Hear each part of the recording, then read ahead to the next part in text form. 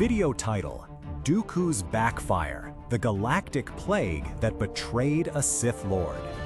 It was on a forgotten world, shrouded in perpetual twilight and whispering with ancient, unsettling energies, that Count Dooku first encountered her.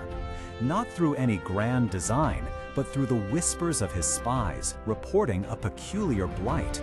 They spoke of a cult led by a figure named Ravna, whose followers seemed to shed their very humanity, transforming into grotesque, monstrous reflections of their former selves.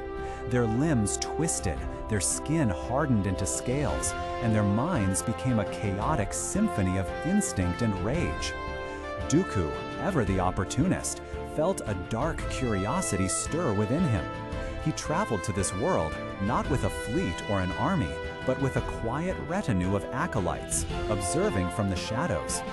What he saw was not merely a disease, but a dark evolution, guided by a strange, almost ethereal connection to Ravna herself. She was not just infecting them, she was re-sculpting them, using her dark connection to the Force as a living conduit for this hideous transformation. A chilling thought, both horrifying and immensely appealing, began to take root in Dooku's mind. What if this wasn't a localized cult phenomenon, but a weapon? A contagion that could be unleashed on the galaxy, specifically on the burgeoning clone army that served the Jedi. Imagine the chaos, soldiers, once disciplined and loyal, turning into slavering abominations, attacking their own ranks. The war, Dooku mused, could be over in a matter of days, crushed not by lightsabers or blasters, but by a plague of utter terror. His ambition, as always, outweighed his apprehension. He approached Ravna not as an enemy, but as a benefactor, a fellow traveler in the dark. He spoke of true power, of transcending the mundane limits of the flesh, of dominion over life itself. He promised her the galaxy, not just a cult's isolated world, as her canvas. With cunning words and subtle manipulations, Dooku began to corrupt Ravna, twisting her existing dark connection into something far more potent, far more dangerous. He fed her visions of an infected galaxy, of billions remade in her image, and watched as her power, fueled by Dooku's own dark side energy, intensified. The creatures she spawned grew larger, faster, more resilient. They were ready. The moment arrived.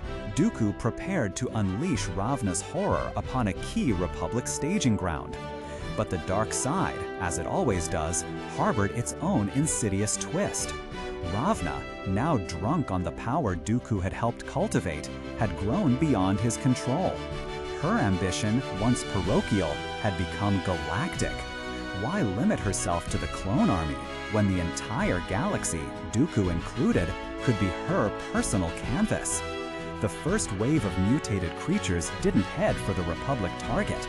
Instead, they began to spread rapidly across the cult world, consuming everything in their path. Ravna, her eyes burning with a terrifying newfound zeal, let out a cackle that seemed to echo with the suffering of countless beings. Dooku felt a cold dread settle in his stomach.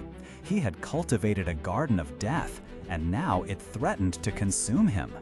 Ravna, in her madness, turned her gaze upon him, her power reaching out, seeking to twist even a Sith Lord into one of her monstrous creations. Just as the horror began to truly unfold, a Republic cruiser, alerted by anomalous energy readings, dropped out of hyperspace. On board were two Jedi, Obi-Wan Kenobi and Luminara Unduli's former Padawan, Barriss Offee. Wait, no, it was not Barriss Offee. In this little-known arc, it was Stas Ali's sister, Master Gallia. It was a subtle yet significant difference, highlighting the uniqueness of this particular story. Obi-Wan, ever the astute observer, quickly grasped the dire situation. The creatures weren't just hostile, they were spreading a physical corruption. He saw Dooku, lightsaber drawn, fighting not against the Jedi, but against his own failed creation. Forced into an unimaginable corner, Dooku found himself allied with the very Jedi he sought to destroy. The irony was not lost on him. Obi-Wan, ever pragmatic, recognized the immediate threat transcended their war. With Gallia, they formed a desperate, uneasy alliance. There was no trust, only a shared, terrifying objective: destroy Ravna and the source of her plague before it spread beyond this desolate world. The battle was frantic, a brutal dance of lightsabers against mutating flesh. Dooku fought with a cold fury, not only for his survival, but for the preservation of his own power and plans, which Ravna threatened to utterly obliterate. He had brought this horror into existence, and now he had to be the one to end it. With a coordinated strike, the unlikely trio managed to corner Ravna, whose power flared in a final desperate burst.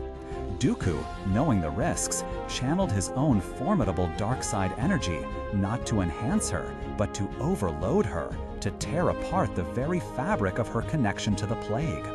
Obi-Wan and Gallia provided the precision strikes needed to seal her fate.